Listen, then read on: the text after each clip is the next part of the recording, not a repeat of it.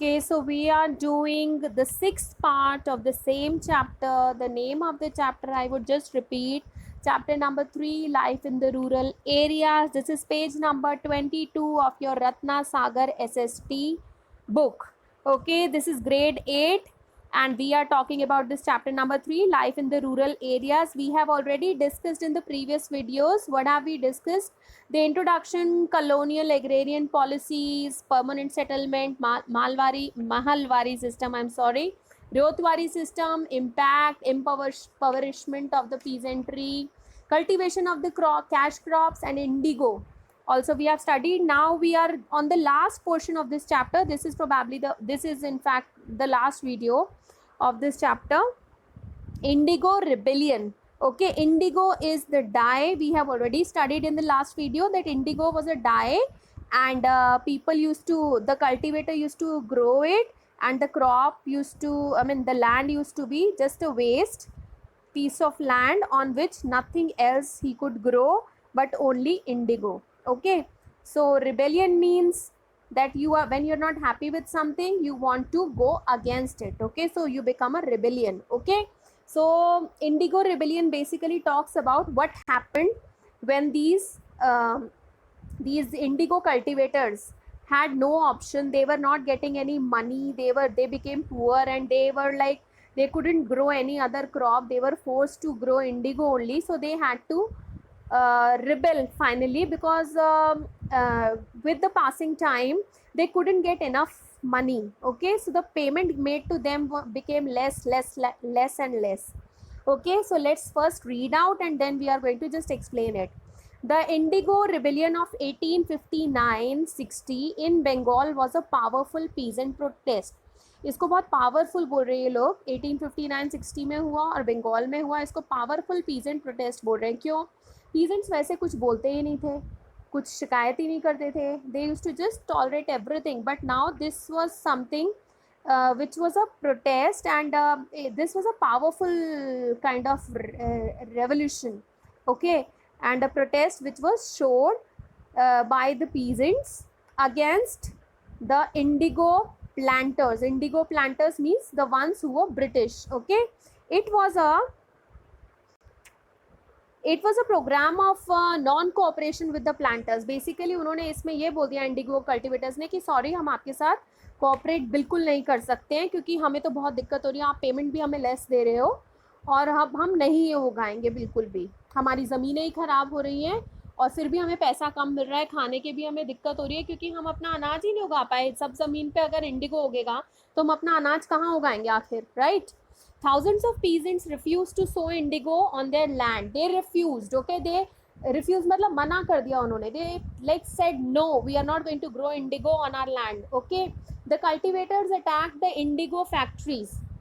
Indigo factories पे चले गए ये सारे कल्टिवेटर्स जो पीजेंट्स थे, और उन्होंने इंडिगो फैक्ट्रीज पे जाके अटैक कर दिया. राइट, द गोमस्थास और agents of the planters were beaten up in many places.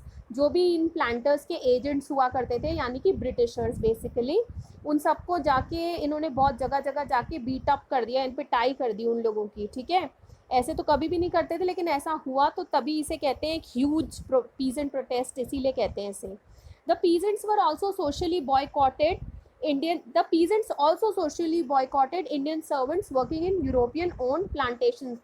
In peasants ने उन लोगों से बिल्कुल बातचीत ही बंद कर दी. सोशल बॉयकॉट मतलब बातचीत बिल्कुल बंद कर दिया, उनसे कोई कनेक्शन ही नहीं रखना उनको. किन से? जो इंडियन लोग, उन्हीं के इंडियन लोग जो उनके फ्रेंड्स वगैरह हैं, जो कि यूरोपियन ओन प्लांटेशंस में काम कर रहे हैं, यानी कि जहाँ उनका सारा जो इंडिगो डाई है वो जहाँ भेजा जाता था, एक्सपोर्ट होता था, वो वाली जगह पे काम करने वाले सारे के सारे इंडियन सर्वेंट्स को पीजेंट्स ने बॉयकॉट कर दिया socially. Right, so even women took part in the resistance against the planters. इस पूरी रेबेलियन का पार्टिसिपेशन विमेन ने भी खूब किया, और उन्होंने भी खूब जो प्लांटर्स थे उनके खिलाफ जो भी एक्शन लेना था उन्होंने भी लिया.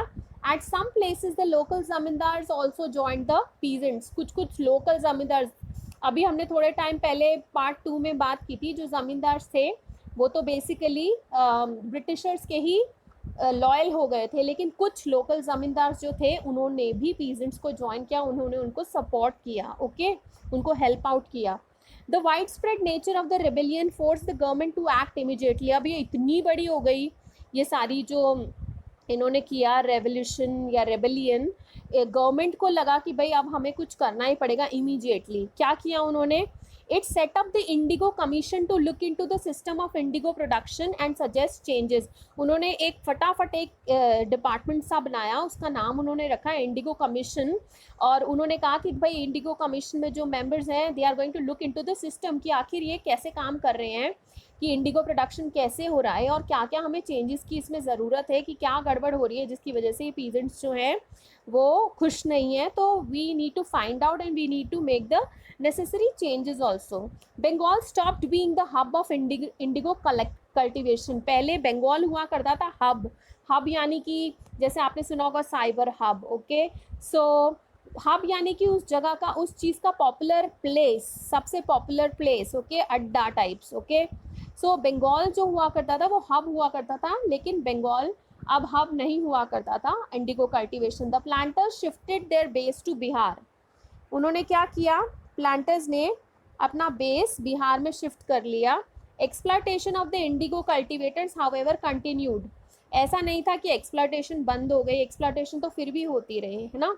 इन lesson 12 you will read about Mahatma Gandhi fight for the cause of indigo farmers in Champaran.